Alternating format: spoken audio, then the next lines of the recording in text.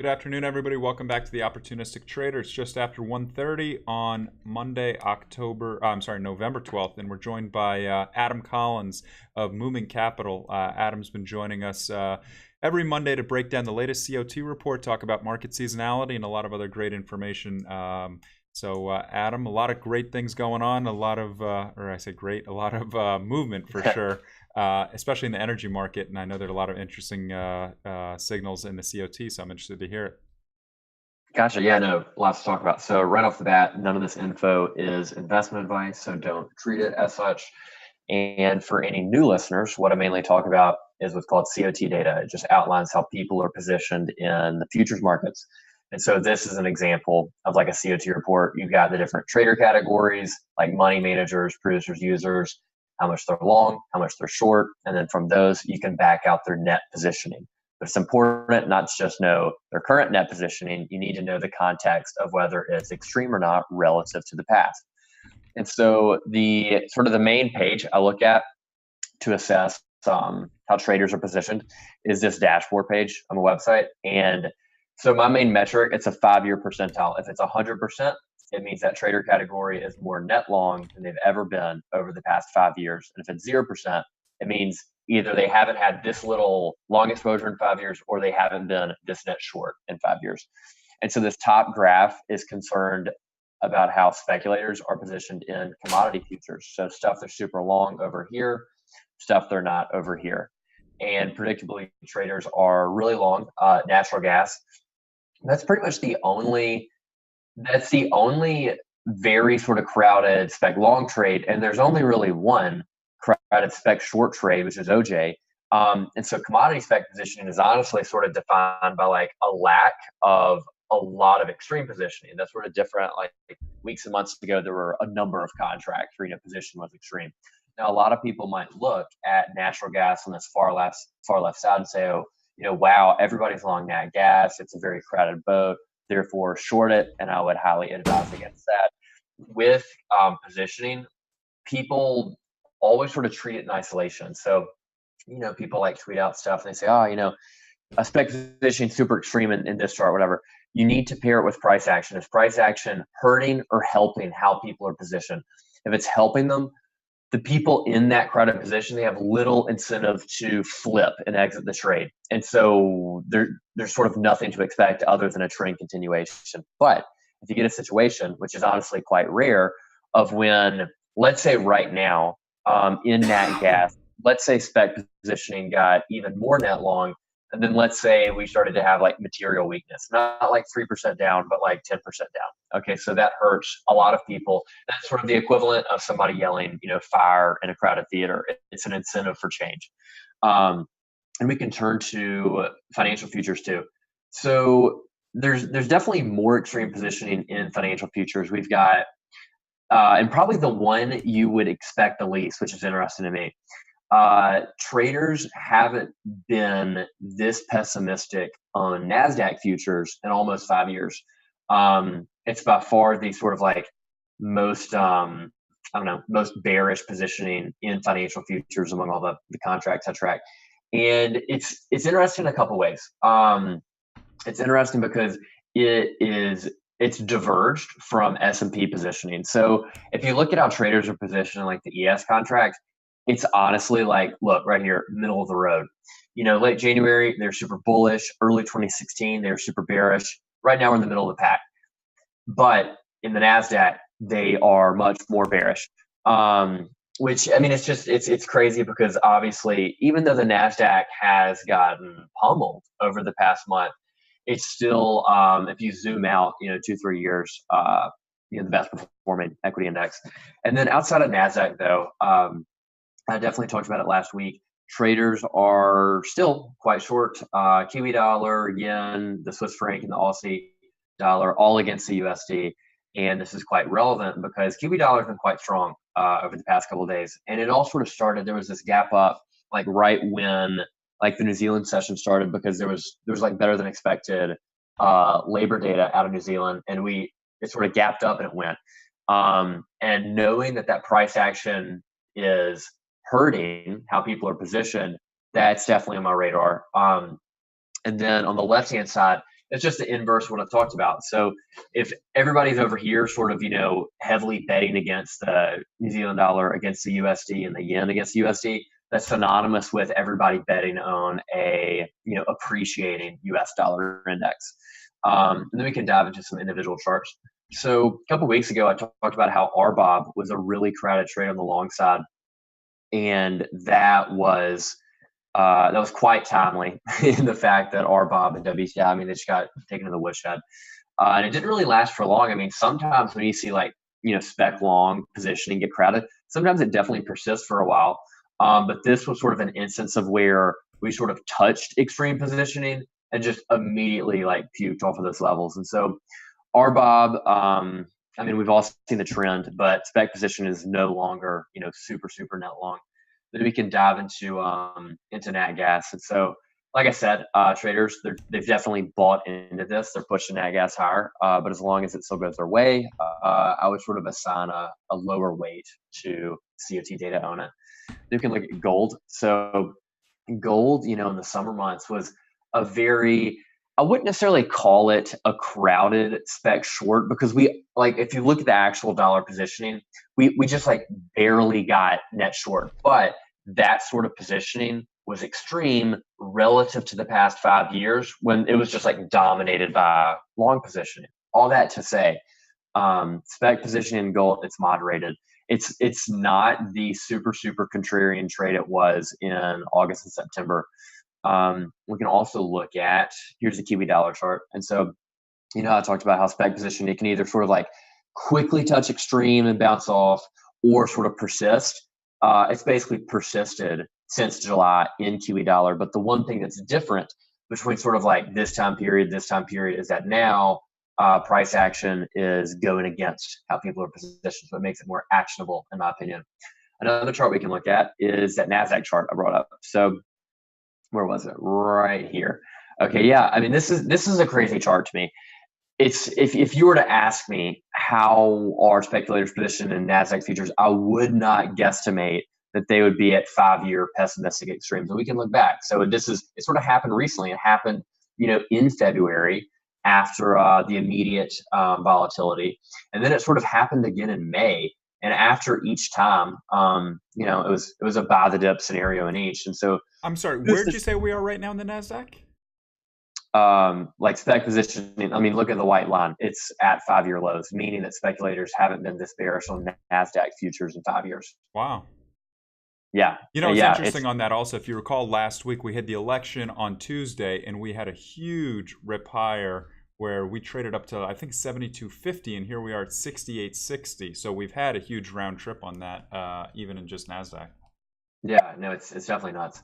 And it's crazy too, because if you look at it, spec positioning has just steadily drifted lower over time as the index has ripped, which says to me that, it says to me, obviously, if you just look at, positioning in E-mini NASDAQ futures, it's trended more bearish. But I will say this, the E-mini NASDAQ contract isn't super, super liquid. People trade it, but it sort of pales in size to the ES. And so I don't know. It's definitely interesting, but I take it with a grain of salt given the size of the market relative to the ES. And so here's ES positioning. So earlier this year in late January, quite bullish. Feb happened. They got marginally more pessimistic, but the dominant sort of behavior was once we sort of bottomed out in March, April, lots of specs threw a lot of money at the long side, and they fully re-embraced it. And then it was sort of not what I expected. But as the S&P ripped into June, July, August, traders backed off. They sort of saw that price action, said, hey, we're pulling longs, we're adding some shorts. And this behavior is sort of reminiscent of mid-2015 to me. So in mid-2015, you would probably think that spec long positioning in ES topped out right before that August, Chinese mini devaluation, but it didn't. So traders were most bullish on the S&P in early 2015. And as the summer went on and as we sort of chopped around, specs got less and less optimistic. And then once August happened, they threw the towel in. They said, oh, we're out.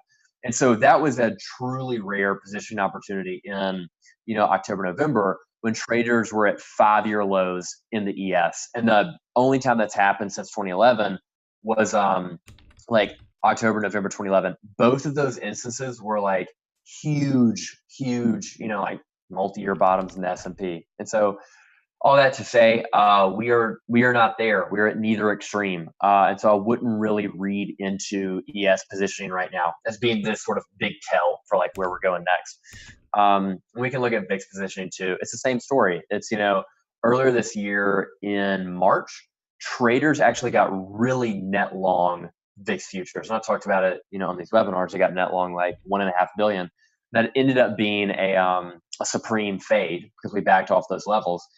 But right now, just sort of middle of the range. Positioning is not really a noteworthy in VIX.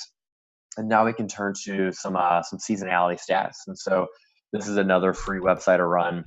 And sort of like with the CoT, I mainly look at the dashboard page, same here. So this is looking at average monthly performance in November for commodity futures. So stuff on the left has done well, stuff on the right not so much. Historically, the best performers in November have been OJ, palladium, the S&P, soybeans, and silver.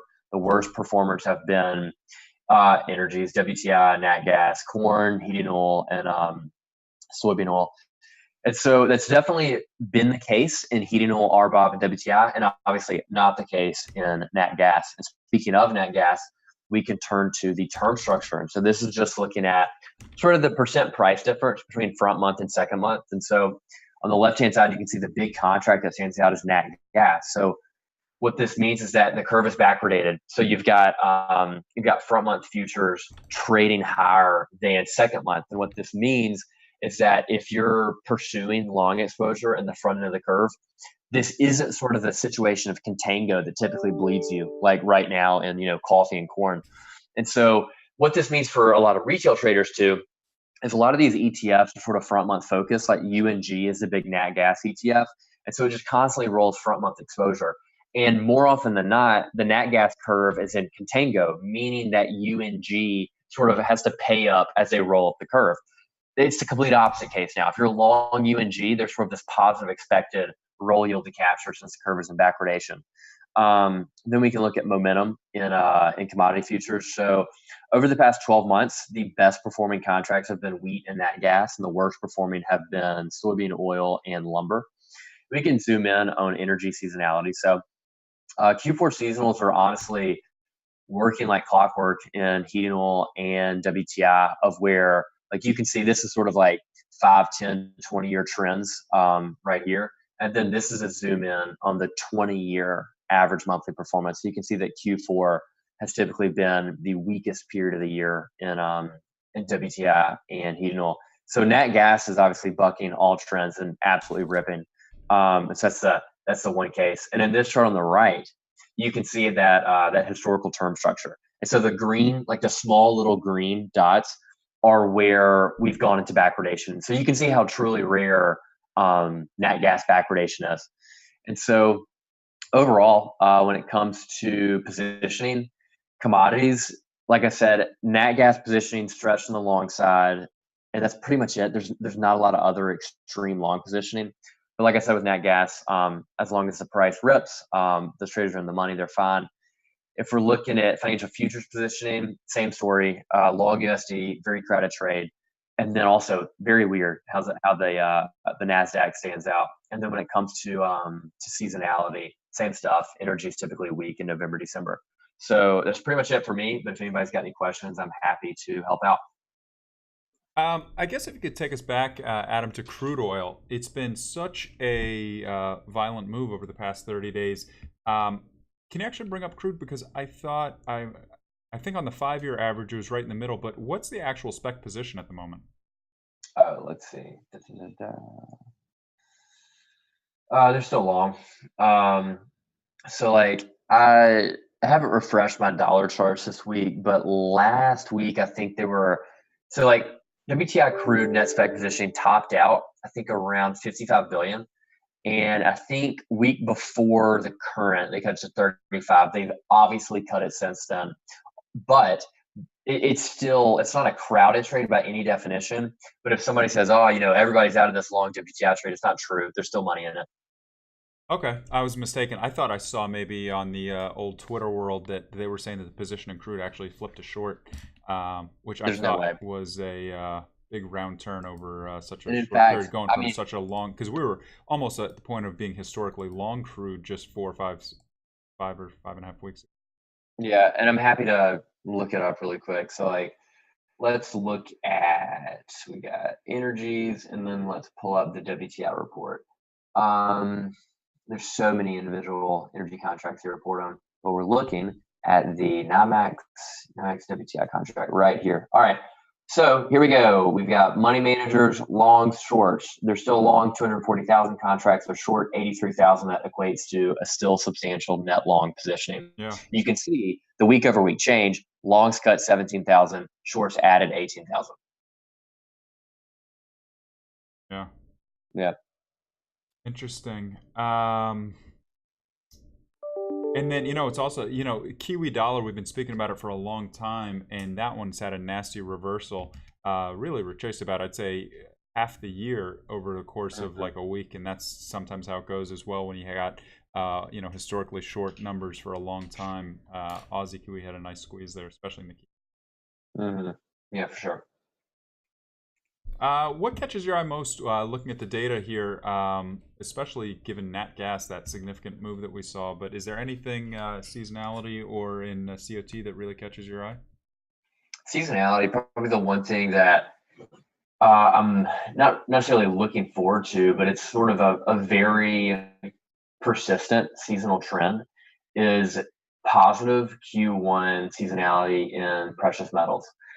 So you can look at these charts like right here. So January, February in gold, January, February palladium, January, February platinum, which is one of the more stronger ones, and then also silver. Basically, all these precious metals, if you're talking seasonality, it's basically a wash for anything other than January and February. It's the 2 months that have historically, in 2018 was an example of that. So like look at platinum. So platinum this year ripped in Jan and Feb, and then it just completely fell apart. And so, I mean, who knows if it repeats in 2019, but it's a very strong seasonal trend that is obviously gonna, I don't know, be present at the turn of the year.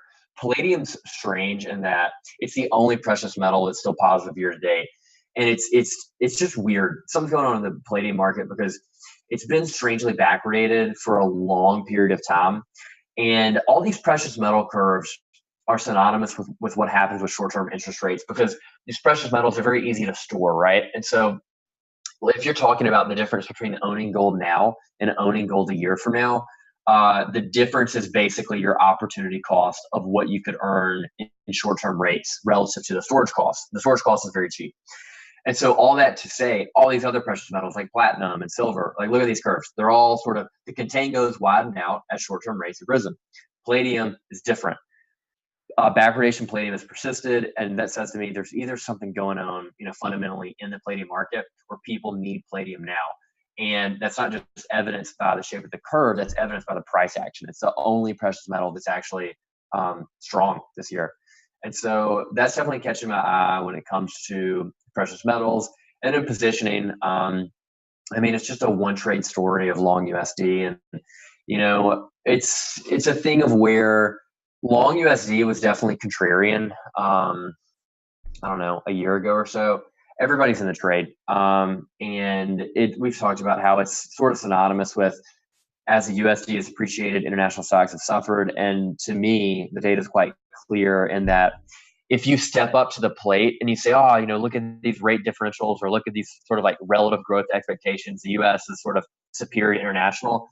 If you said that 12 months ago, that was a value add. You were truly contrarian. Now everybody's in it. It's completely bulled into the market. And so I don't know. Long Yeah. USD is a big thing. Yeah, that's a great observation, and it's true, and that's the way it often works. But I remember it exactly like you're saying. We were trading at 125 in the euro, and it was bulletproof euro, and here we are now. We're literally at the exact low of the year. We're within 5 pips of the low of the year in euro, and everything just seems like look, the Fed's raising rates. whether it be trade tensions, things like that. Everything seems to be in the dollar's favor. But we'll see what actually happens. But that's the other interesting thing with what you were just showing before about that Q1.